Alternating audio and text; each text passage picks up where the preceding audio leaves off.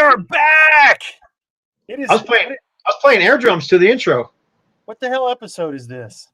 104, I think. Sounds good. Anyway, we are back.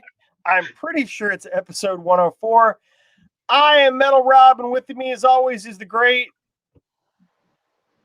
Carcass John.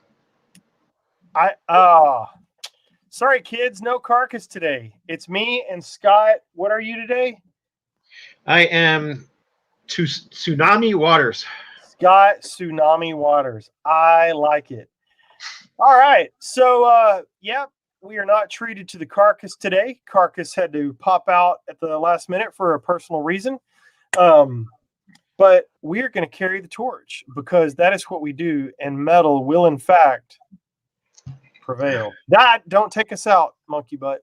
All right. So, a couple of shout outs. I've got a pretty extensive shout out list today, so I'll go first. But also, hey Rob. Yes, sir. Do you think it's a tumor? And that's why he's not here. It's not a tumor. It's not a tumor. Okay. Just wanted to. Are we worried about a tumor? I don't know. You just said he wasn't here for personal reasons. I thought I wanted to. No, it's not a tumor. No, he's just a little under the weather. No big deal. All right. So I want to do a pretty extensive shout out today, and there are a lot of people to talk to. So please forgive me as I move a billion things around on my desk. First of all, I went to Josie Records on my way out running around the other day.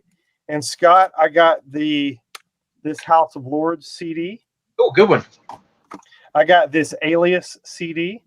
Nice. And I got 1, 2, 3 Darkness singles. Oh, wow. Growing on Me, Love Is Only a Feeling, and One Way Ticket. So I was pretty stoked to find those.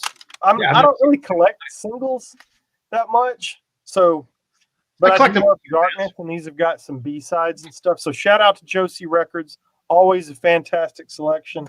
Always a great turnover, which is nice. Always getting good stuff in. But my real shout outs today outside of that are, let me tell you something.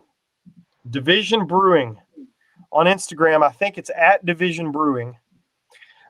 These dudes know how to throw one hell of a party, because on Friday night, I went down to Arlington and I went to Division Brewery to see The Obsessed, The Skull, Iron Jaw, and forgive me, there were 2 opening bands, and I did not get there for that. I was doing interviews, and I apologize that I don't remember the opening bands.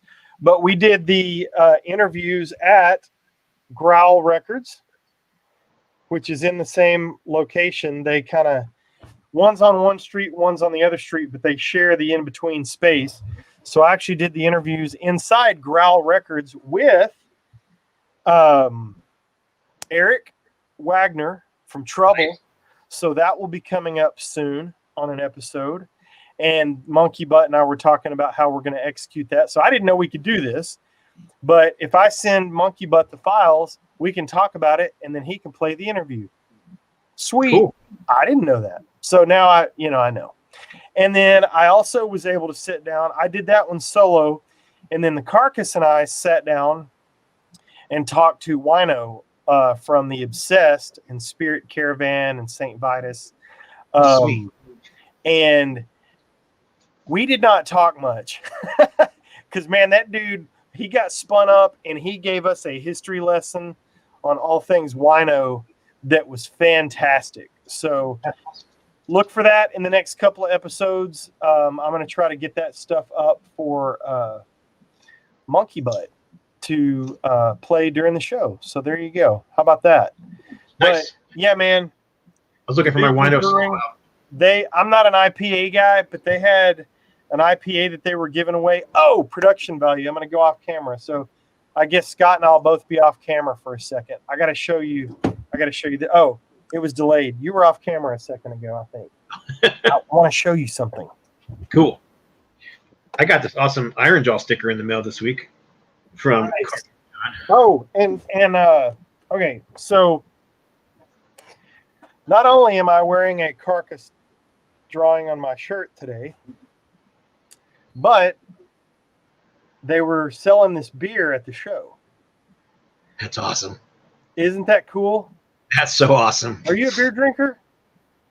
Me? Yeah. I don't mind a beer once in a while, but I have several bottles and cans that I've collected of just music related stuff. Well, maybe I'll send you one of these because I went and bought a 4-pack after this. So Division Brewery made this for the show. There you go. Check this out. Ah, very nice. I've got some Trooper stuff too. It's actually as you can see, it's no longer a beer bottle. It is now a candle. A candle, yeah. So cool. I'm standing there filming a song during the Obsessed set, and I'm going to try to put that up as well. If I can I'll figure out the logistics with Monkey Butt. But I'm standing there, and this guy holds his hand out, and he's putting these tall boys in everybody's hand. So they're giving away these bad boys. So I did enjoy that, but I forgot that Carcass designed the logo that's on the can. So I rinsed this one out and brought it home. Yay. And I also bought a 4-pack. So what I can do is maybe I'll send you this one and I'll just keep the 4-pack. So yeah, there you go. Help me remember that because I will forget. All so right. Anyway, I ran into the great Rick Perry from Iron Jaw. I have it on good authority that not only are they working on a new record, and that might interest you, Scott Waters. I'm just saying. I'm very interested in that. But we're going to do a proper Iron Jaw episode soon. Oh, sweet. I So love how Iron. about that? Yeah, I'm pretty stoked about that. So he and I messaged a little bit, and I'm going to be excited to get him and Todd or whoever. Sorry, I got a problem going on here. But anyway, going to try to get the Iron Jaw guys on. Don't know who all that will be. We're going to try to get that going soon, and I'm stoked about that. So before I launch into Scott's shout-outs, you can follow me on Instagram at IamMetalRob. You can go to themetalroundtable.com. You can find Scott sparkling, soothing, still waters on his YouTube channel. Just go to YouTube and check out Scott Waters. Who are your shout-outs, brother? You can also check me out on Instagram at No Life to Metal. There you go. And Carcass at Carcass John Art. Correct. All right, so I'm gonna bitch first Okay. at bad online sellers. You have the floor, sir. So Here, I I'll just even had shut some my bad phone off. luck recently with Discogs sellers. Unfortunately, I've been looking for a copy of DeGarmo and Keys Straight On, and I ordered this excellent to near mint copy of this record called Straight On from 1979. Because you're doing artwork with it, right? No, I just wanted to hear it. Okay. Anything else? It's kind of an Emerson, Lake and Palmer kind of thing.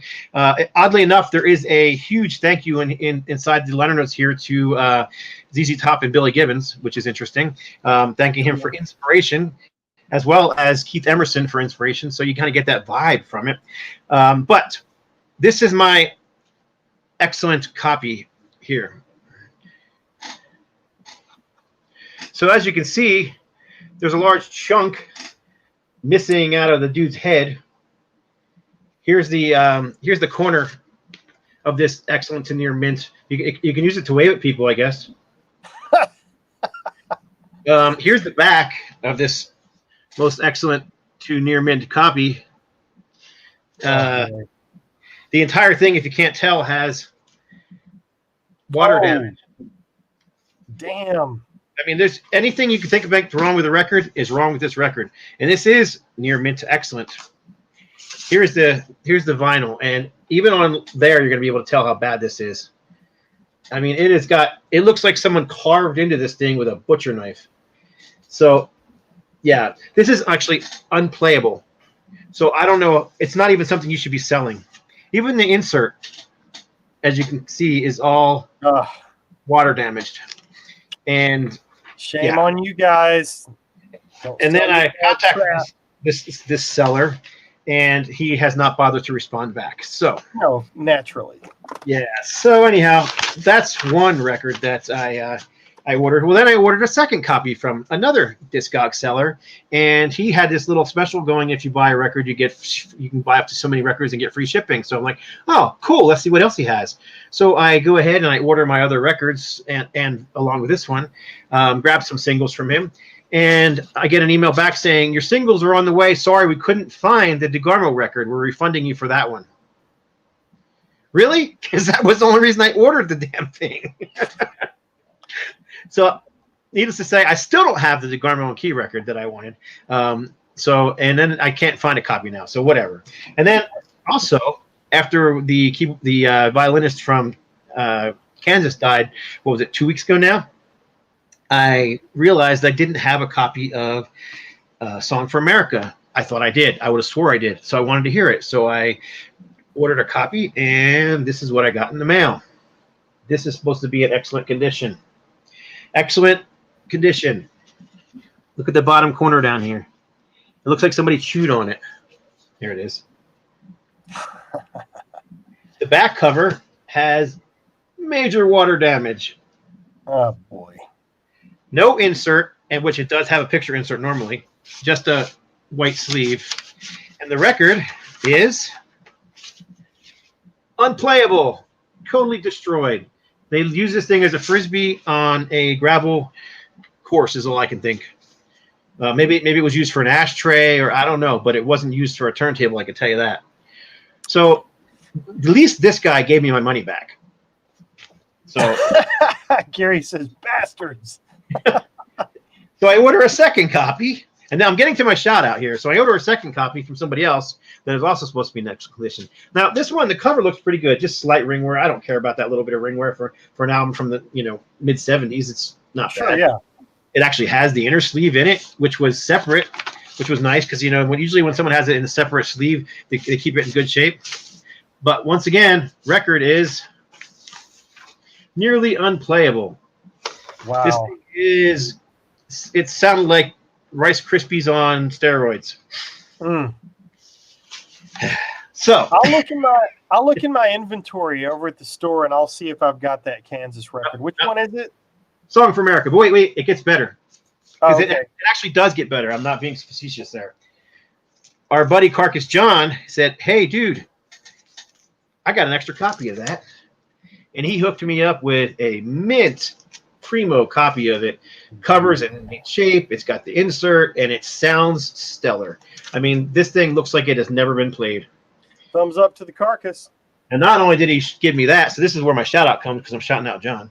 Not only did he give me that, but he gave me a nice Song for America 7-inch single in the original record company sleeve, which I thought was really cool. Carcass is a badass. So there you go. That's my shout out to John, and also my gripe about crappy used record sellers. I mean, come on. I can, you know what, the guy with the Kansas record, all right, maybe he thought it was in better condition than it was. I'll give him that. But that other record I showed you, kind of, I mean, yeah, that's ridiculous. This should not even be sold. This needs to be thrown in the trash. Right. So it even smells bad. Anyhow. Oh man. So there's my gripe. All right, let's hit up some comments real quick, because last week we didn't really do any comments because we had a guest, the great Charlie Belmore, which I felt like was one of our best episodes. That dude was I really chock enjoyed that full of episode. stories, man. He was. I love the stories. It made me love that yeah. album even more. So let's go through a few comments. I'm on YouTube comments right now. Gary says, hi, kids. Mark Fields, our buddy from Boston, says it's not a Tuma at all. Metal Overkill, what up? Cuomo for Prez. I don't know what that means. I guess that's a politician. He needed darkness in Germany. Darkness from Germany, or get the understood, Mark. I like Darkness from Germany, but I also like The Darkness. The Darkness, I do too. Getting Gray in the Beard, Scott. Fraser says, hell yeah, the English have done it again. Gary says, saw Trouble in the mid-2000s in Chicago. Dive bar, great show. Eric asked for a joint and lit up on stage. And then, Fraser is backing you up on your record woes. And then over on Facebook comments, Donnell Blair loves the darkness. Fantastic. Oh, go over to the Facebook comments and check out Donnell's new video for Pass the Ammunition. And Justin Harris, our buddy from South Texas, says, howdy. Howdy, friend. So, yeah. Let's dive into the episode, shall we? Do it. Okay. So, we intended to do this a week or two ago, and then right after Dusty passed, because as you all know, rest in peace to the great Dusty Hill. And then we got Charlie Belmore, so we bumped the ZZ Top episode to this week. So I'll tell you ZZ Top for me. I'll give you my experience, and then I want to talk about the documentary and stuff like that. So I grew up, big radio fan, as I've said many times. And so I knew some ZZ Top songs. So they were really a greatest hits band for me. I knew Tush, and I knew LaGrange, and I knew Jesus Just Left Chicago, and, Waiting on the Bus and all that stuff. So, but where they really hit my music consciousness was when Eliminator came out, because that thing exploded and the videos started happening. So Eliminator and Afterburner were really my wheelhouse. But like I said, I knew a lot of the older songs. And then when I started record collecting, I went back all the way to the beginning. And records have become so hot, and I've sold off most of my collection. But guess what survived? My ZZ Top records. Still got the ZZ Top records. So before we start going through a history or albums or anything like that, which I'll have to pull up on Wikipedia so I get the order right,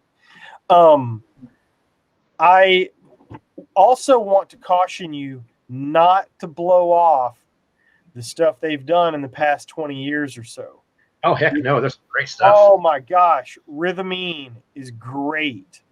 La Futura is great. And of course, I didn't pull them because I was running late to get on here for the episode. But their latest stuff is fantastic. And Rhythmine has maybe got the nastiest ZZ Top guitar tone I've ever heard. Yes, I agree. Oh, dude. So you tell your thoughts on ZZ Top, and then we'll talk about the documentary called That Little Old Band from Texas in a little bit. But go ahead, and I'm going to pull up Wikipedia so I get the songs or the albums right. I'm trying to think of which album had Get Naked on it, because that album's got just such a mean, nasty guitar tone. I think it's Mescalero. I'm looking right now myself. Mescalero, yeah. Buck Naked, that's it. Yeah, all three of those albums that are in that early 2000s era, they're just so freaking. It's not heavy. Is not the right word. Dirty, grindy. Well, it's you talking about the first three you said? No. The three from the 2000s, Rhythmine. Oh, yeah. The one that I know the least, starting in 90, Recycler, Antenna, Rhythmine, great albums, 90, 94, 96. The Triple X one is the one I'm least familiar with. I believe I do have it. But Mescalero and La Futura, dude, don't miss those. You need to go get them. Mescalero's fantastic. Yeah. Yes. I love this. The whole album. For some reason, that song "Buck Naked" always sticks out in my head, just because it's got such a catchy, and it's freaking funny. I mean, it's basically about running around naked, right? But my story with ZZ Top basically is that I got into music early, as I've said before, so I got into bands like Aerosmith and Nugent and all those kind of bands in the 70s. So I kind of got into ZZ Top around the same time. A lot of my friends, we called them, everybody did, called them the Little Old Band from Texas. That was kind of their niche. So my story is a little different than yours, because when this album came out, Eliminator, it was like, wait, what happened to the Little Old Band from Texas? This is no longer the same band. Right. So I was kind of off. I can't say I didn't like it. It just a little off-putting at first. It didn't click right away because it wasn't what I was used to hearing from them. But in any case, I still liked it, but it was just a little off-putting. Now I still like it, but I got to say, when I listen to ZZ Top, I tend to go back to either those earlier records or to those ones we just talked about, the Mescalero, Triple X, and those kind of albums. And I don't tend to visit those poppier 80s albums as often anymore. Right. I found myself, and I'm going to pull this up here again. So my favorite early one is Rio Grande Mud. That's funny. I actually pulled my top 5 ZZ Top records here, and the one cool. that's sitting right on top is Rio Grande Mud. Yep. So the first one record. The first one, I like it. It's good. You can definitely tell what they were going for and where they were headed. So the first album is great. There's no question about that. It's got Brown Sugar on it. I mean, great album. But to me, they hit their stride on Rio Grande Mud. And that's where my favorite song on there, I mean, geez, Francine Just Got Paid. Sure Got Cold After the Rain Fell. I could listen to that all day on repeat, man. That song's just a jam. I mean, what's it, like 8-minute song or something like that? Yeah, 7:39. Yeah, exactly right. Yep. I freaking love that thing. And so like I said, I knew Just Got Paid and I knew Francine. But when I went back and started discovering those early ZZ Top records through record collecting, man, did I find hidden gems on all that early stuff. And then you go to go ahead. ZZ Top's first album is called ZZ Top's first album, right? Right. That is the one album that has eluded me. I cannot find that dang thing on vinyl. Dude, it took me multiple tries, like your DeGarmo and Key record that you had a shit time getting a hold of. It took me 5 or 6 tries to get a nice playable copy. And when I scored big because mine is beautiful. But it took me forever. But now, dude, are you kidding me? Here we go. Record number 3, Tres Hombres. Oh, Waiting for the Bus. Jesus Just Left Chicago. Beer Drinkers and Hellraisers. Shit, man. We've hit a 3-run homer on the first 3 songs. And, oh, by the way, LaGrange is on this album. Yep. And it's just it's a great record. And then the remaster has some live tracks as well. Waiting for the Bus. Jesus Just Left Chicago. And pictures of the band look so different than what you think of when you think of ZZ Top on this album. Right. They don't even really have the beards yet going on. So. Right. Yeah. And then let's see, what do we got here? Let's go to now. This is one. I'll be honest with you. My buddy, the GOAT, is super down with this record, and it did not hit for me. And that's Fandango. I didn't get it, man. I didn't think there was. I thought it was okay. I thought the live stuff was okay. It was cool, whatever, you know. But the thing on here that kicks ass for me is Heard It on the X. I love Heard It on the X. What do you think about this one, brother? I would put this. I only grabbed 5 records. These are my top 5, so obviously I like it. This is vinyl only. Of course, I don't have Triple X and all those on vinyl, Mescalero. But talking about the early stuff, 80s and up, this is probably ranks at number 5 in that list. Okay. But I know it's a jam. I know it's a good jam, but it didn't catch me for some reason. For me, it's just one of those albums I had when I was a kid, so there's a lot of nostalgia hook to it. You know what I mean? Right. Think about it. Back when you were a kid, a teenager, buying this kind of stuff, you had 10 albums, and you played them all the time. True.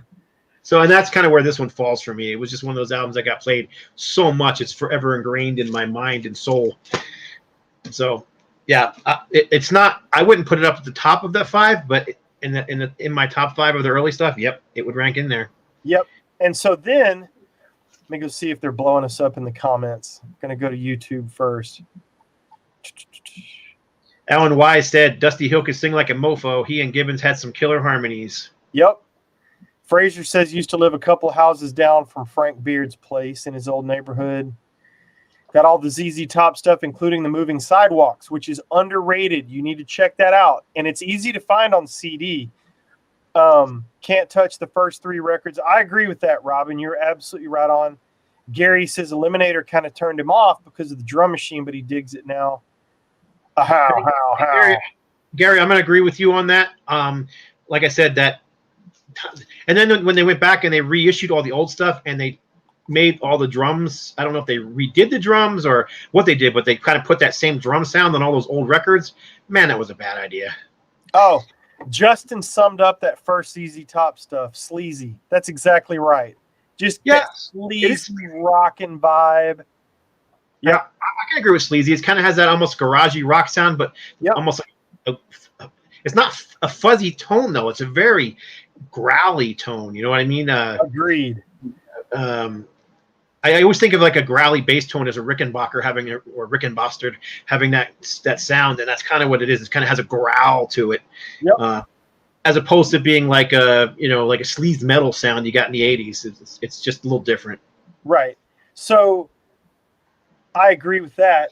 And then you roll on to Tejas, and I admit this freely.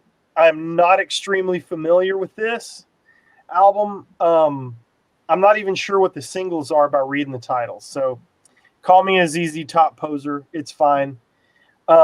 So I've got this on vinyl. I need to do some homework and roll on that. What do you know, if anything, about Tejas? I'll agree with you on that one. It's not the one I didn't own it as a kid. I own it now. And it's just not one I listen to as much as the others. And when I get into a ZZ Top mood, I tend to pull out some of these other ones that I'm showing, and especially the one you're going to say next. Well, I'm going to roll out. I'm going to roll that one out. In fact, that'll be my homework for tonight. Maybe I'll have another one of those Skull Obsessed IPAs. I'm just saying.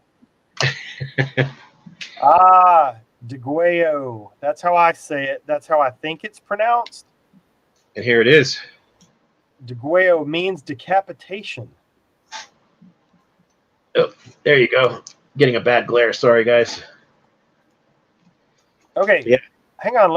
Allow me to. That's a great looking copy, by the way. Yeah, it's very clean. Very clean copy. Meaning of the title. This is from Wikipedia. Degueo means decapitation, or idiomatically, when something is said to be done a degueo, it means no quarter in Spanish, as in no surrender to be given or accepted, a fight to the death. It was also the title of a Moorish origin bugle call used by the Mexican army at the Battle of the Alamo in 1836. Makes sense. Texas band Degueo. Smart.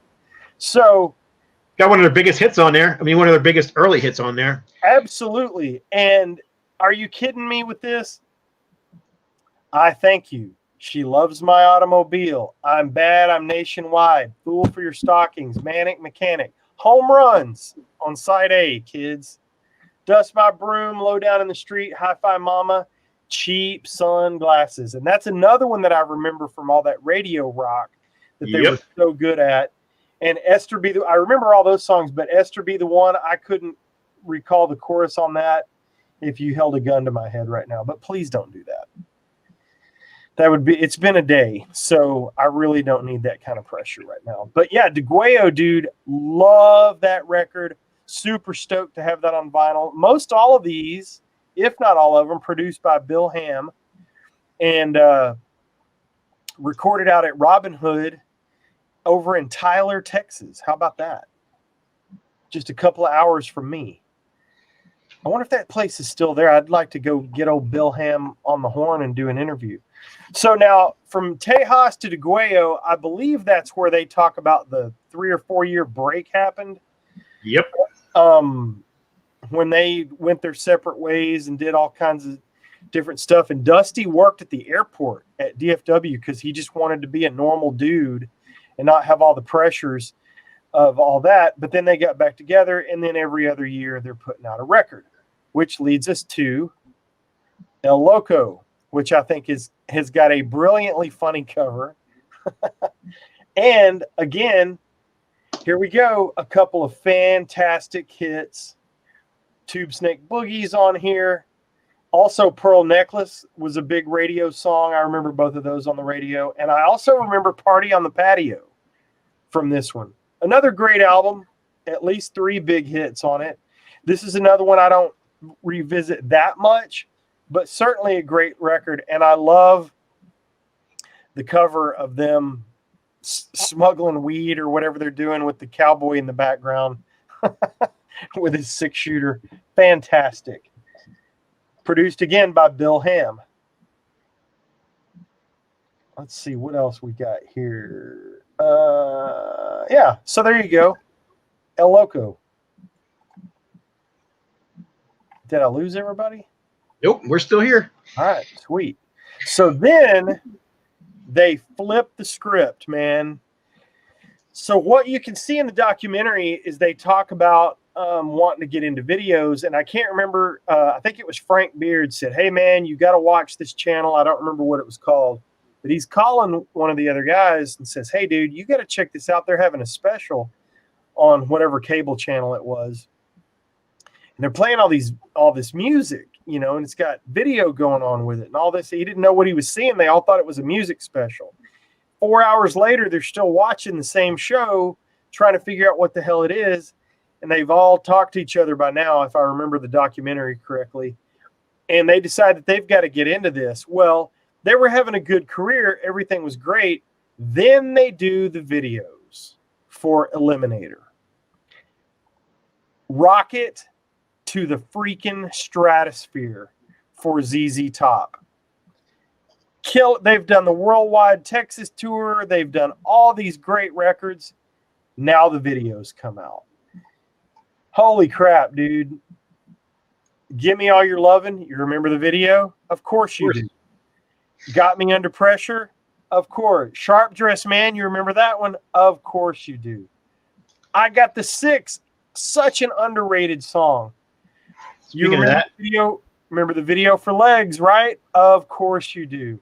They brought the car in, the ZZ keychain. You barely see the guys. There's the car. They really build mystique. What? I'm sorry, Scott. I cut you off there. Oh, I was gonna say. I just said as you were saying it, I was showing singles. Oh, got you. Yeah. There's the Sharp Dressed Man. Guitars, the spinning guitars. They hit home runs. Give Me All Your Lovin'. Oh, that's awesome. I've never even seen that. I've never seen either one of those. You've got everything. Not everything. So, Eliminator broke the band in a monster way. And then the electronics completely took over. I was still digging them because I like Afterburner, honestly. I think it's a pretty good record. Sleeping Bag, Stages, Woke Up With Wood, Rough Boy, Can't Stop Rockin', Planet of Women, Velcro Fly. I love that album. Going too quick. Again, like you were saying, still produced by Bill Ham. Sleeping Bag. What's that? Sleeping Bag. Perfect. And then Afterburner. Love it. Stages. So I had a buddy that I rode around with who was a little older than me, and he had this cassette. We played the living shit out of that tape.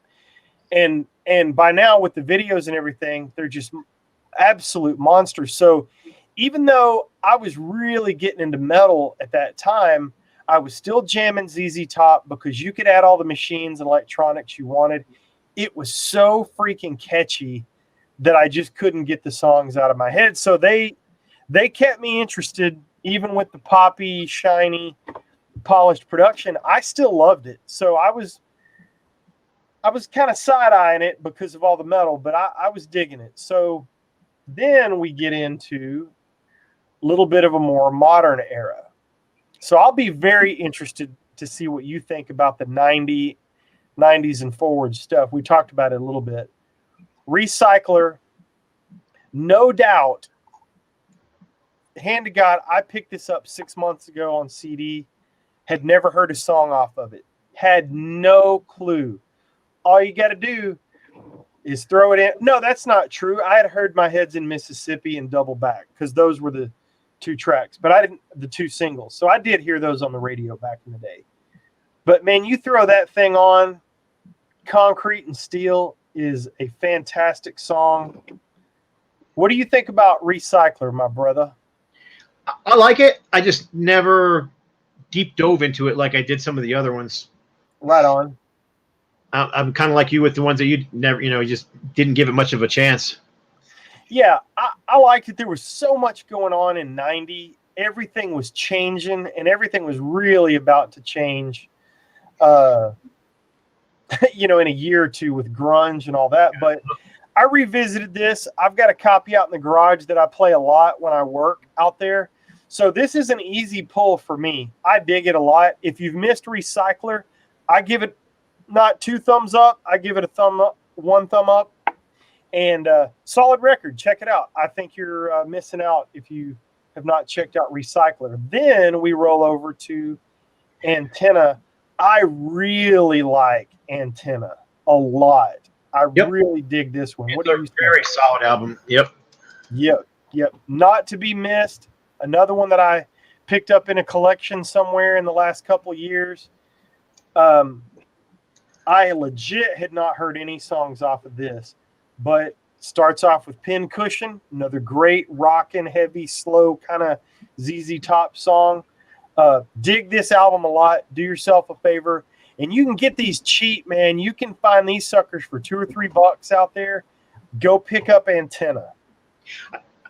I like Antenna a lot. I think there's a song on there called Fuzzbox Voodoo that's fantastic. There's a few slow blues songs on there. I'm looking at Cover Your Ring, and of course Pincushion was made for radio track that was really good. I think where it suffers slightly is in the fact that it is so ultra cleanly produced. It kind of loses its rock and roll edge. I get that. I can see that. I still dig it. Me too. I see what you're saying. Yeah, I see what you're saying. I can get down with that. Very shiny, glossy sound as opposed to the more dirty sound we were talking about earlier. Right. And then that's going to change real soon. Yes, it is, because in 1996, holy cow, Rhythmine.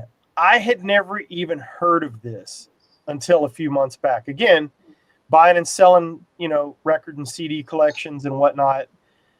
I come across this thing, Rhythmine, or I got into the documentary. I don't know what led me down the rabbit hole, but I went, said, I'm going to get everything since 90.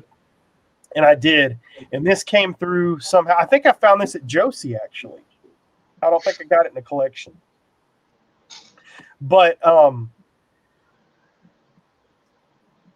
this thing is fantastic all the way through. It might be in my top 3 ZZ Top records. What do you think about that?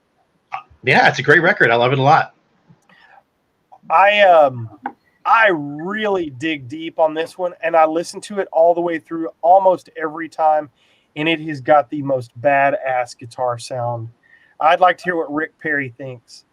I think he might be watching, but Rick Perry being a guitar god that he is, I would be very interested to know what he thinks about the guitar tone on some of these modern ZZ Top records. So then we go, and I'm having a hard time. I didn't call out any titles of songs. Rhythmine is great. Bang Bang is great. Black Fly is great. Because some of as it gets farther into the record, I know the songs, but I don't recognize the titles as much because I've just put it on and I've listened to it so many times, but I don't recall the titles. Anyway, just bear with me, kids. It's guys just talking. We don't know everything. Scott does. No, not even.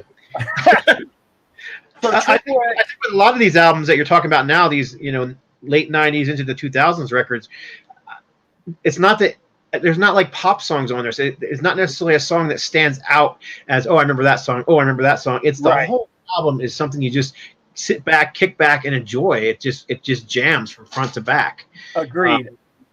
So it's not really about the hit songs or that kind of thing. At least not for me. I'm going back to Fraser says you need to check out the American Blues. I do have Moving Sidewalks on CD. Scott, he wants an episode on your channel of ZZ Top. Do you think they should? Oh, now here's a good question. I don't want to get super derailed, but I'm going through the comments here. What's your favorite album from the 2000s? Let's see. Fuzzy I saw that. I was kind of waiting until we got to it, but I mean, for me, that's an easy question to answer right there.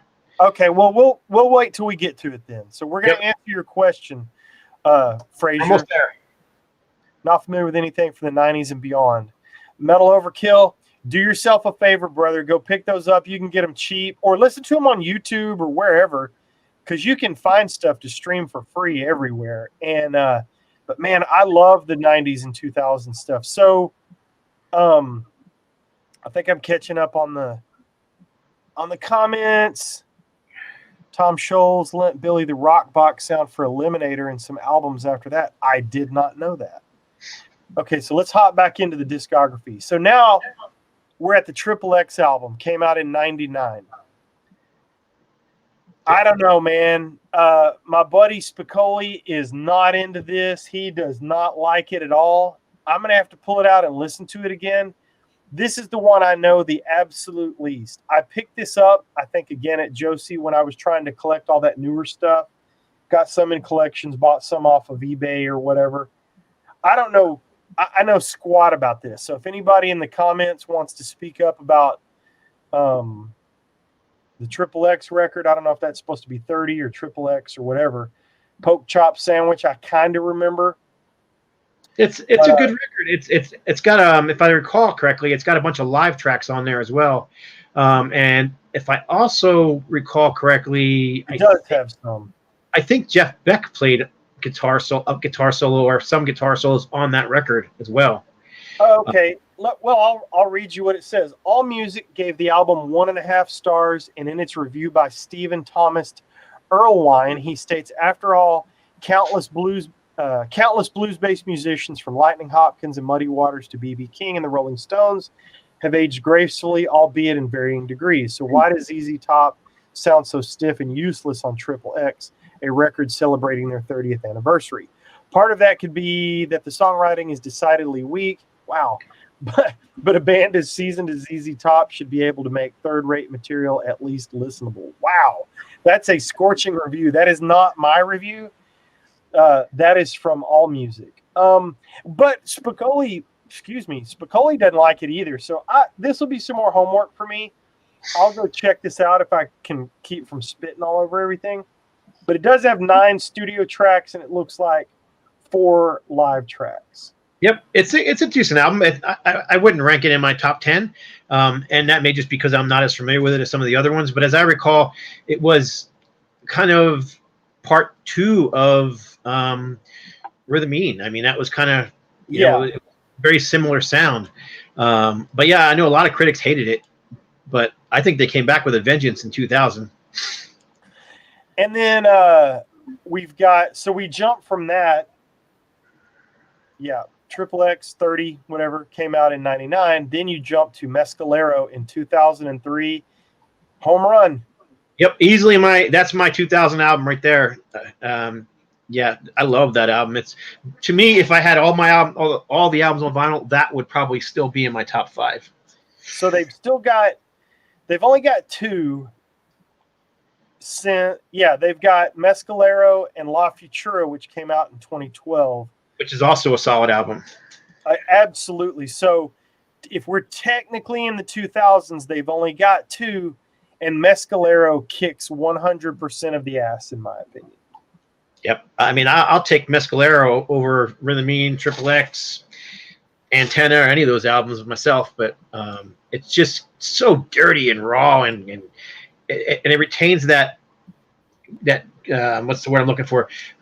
Not comical is not the right word. The humorous side of the band as well.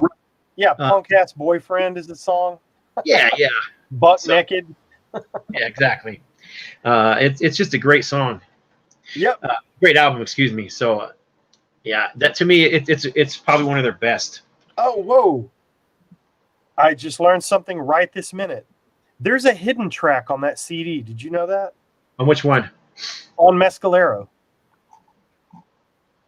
I didn't know that. There's a hidden track. Well, now I've got to go listen to the damn thing. Is he? Call Yeah, it's called As Time Goes By. Yep.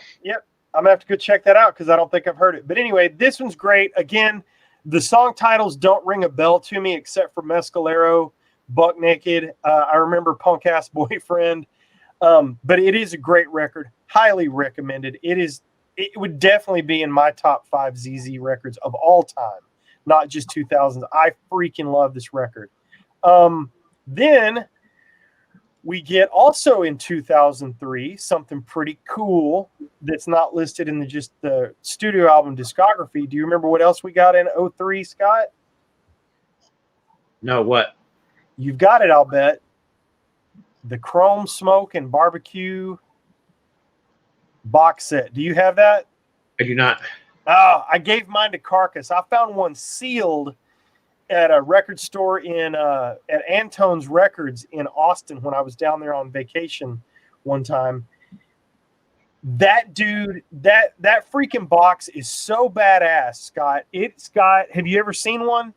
Nope, but I'm looking for it right now. Okay, it's a shack, and you open the roof opens up, the tin roof opens, and the CDs are down inside, and it's a collection of basically their career. It's like a 3 or 4 disc greatest hits, and I can't remember if there's a DVD or what, but 4 CDs all the way up through Recycler, and then some greatest hits stuff. But it's got punch out cardboard shit in there, and it's got cactus plants and a freaking table, and you can put barbecue on it. And all 3 of the dudes, I had one sealed. The Carcass had a fit over it, and I let him have it, and I don't think I ever replaced it. Let me look. Nope. The Carcass has mine. So he got that in a deal from me, and I need to get that back because that thing is so freaking cool.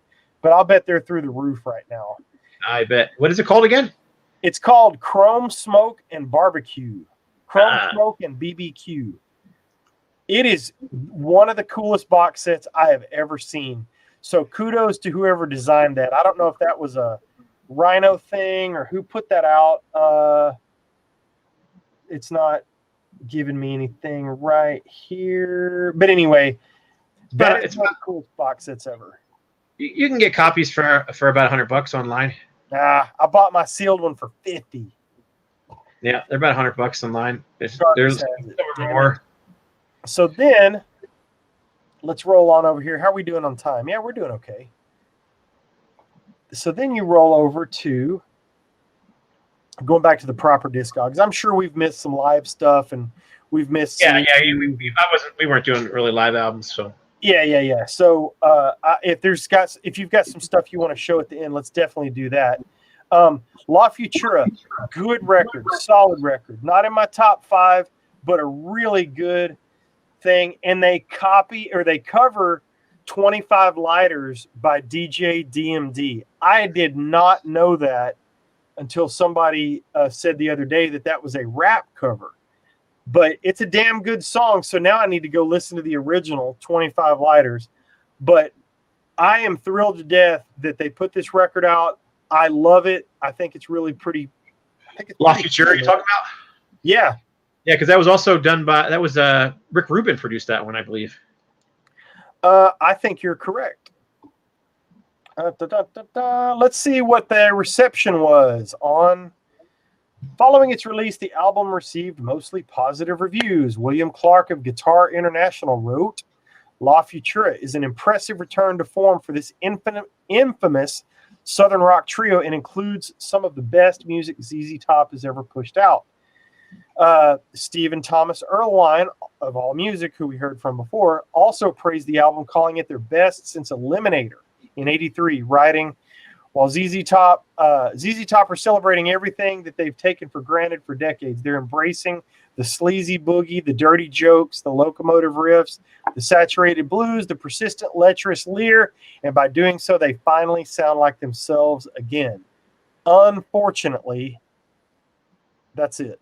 You get Live at Montreux that they put out in 2014, but I'm guessing that unless they unearth some pre-recorded stuff before Dusty passed, I guess that's it. So let's talk about two things real quick. They're still doing live shows. Exactly, which brings me to the question that Frazier brought up. Should they, would we keep going? Should they keep recording? Here's the deal. From the very mouth of Billy Gibbons himself, he said that Dusty told him the show must go on. And if the guy that is dying, I don't know if it was on a deathbed thing. I don't know if he was going to have to bow out because of his hip problems that he was having, or I don't know what the deal was. And I don't pretend to know, and I'm not going to speculate. But if that's what was said from the man to the man, then the show goes on. If the other two want to go, man, do your thing. And I just have nothing but respect. I've never seen the band, which is very unfortunate, but if they come around, I'll go check it out. I'll be super bummed that I didn't get to see the original three, but 50 plus years, the same three dudes playing together. That is tell me somebody else that's kept the same lineup for 50 years in rock and roll. Nobody. Can you think of anybody? Not top of my head.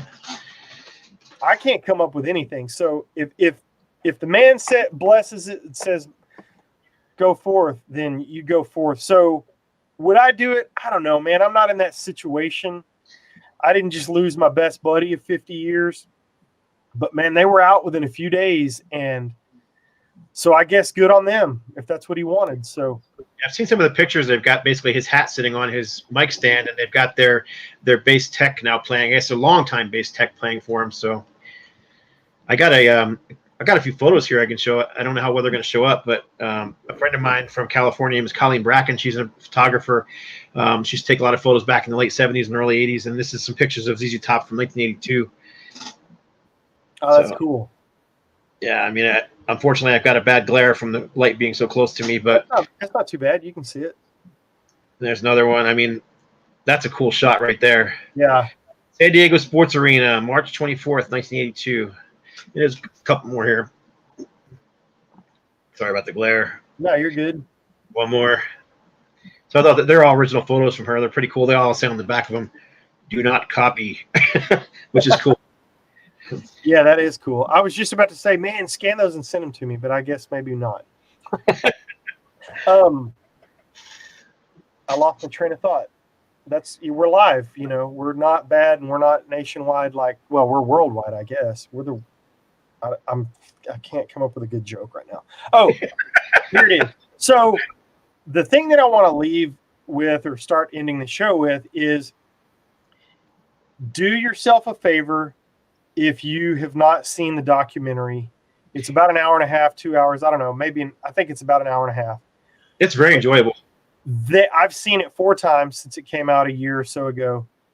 They cover so much ground, and they've got so much good information from Frank and Dusty living in Dallas and being in some band, ended up in some band together, and then them going to Houston and hooking up with Billy Gibbons. And then doing the Shuffle NC for 3 hours the first time they got together and knowing that they were going to be locked in. But, man, hearing those guys talk about the early days is really, really cool. Bill Ham is on there talking about producing those records, and you get to see inside of Robin Hood Studios, which is kind of neat. So, man, it's really just a very, very well done documentary. It's done by Banger Films, who does all the metal docs and all that kind of stuff. Yep. So it's top notch if those guys did it. And some of my favorite stuff outside of the history that they tell is in and out of the documentary while they're talking, they weave in these live parts of them in Green Hall down in Green, Texas, and them just jamming. And it's so good.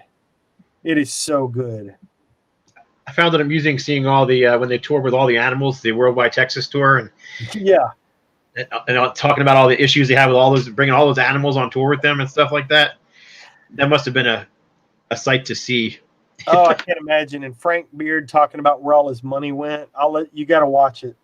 But yeah, man. So we've had a lot of deaths in our music world lately. And I got to tell you, the one with Micro rocked my world a little bit. I was really bummed about that. And go see your heroes, guys. Go see your heroes. I don't care if they're in local bands, regional bands, national acts. Go see them because, man, our heroes are not immortal. And as I'm standing there last weekend, I got to see Wino, Eric Wagner, and local heroes Ironjaw featuring Rick Perry, which is, man, I'm so fortunate to get to see these dudes, and we're so fortunate that from time to time we get to sit down and see them. So do not take this for granted. Go see these guys when they are playing because life turns on a dime. There you go. Yep. Nice shout out to Rick, the governor. Yep. Where'd you get that? Some dude just gave it to me. Somebody loves you, little buddy. Somebody must. Awesome.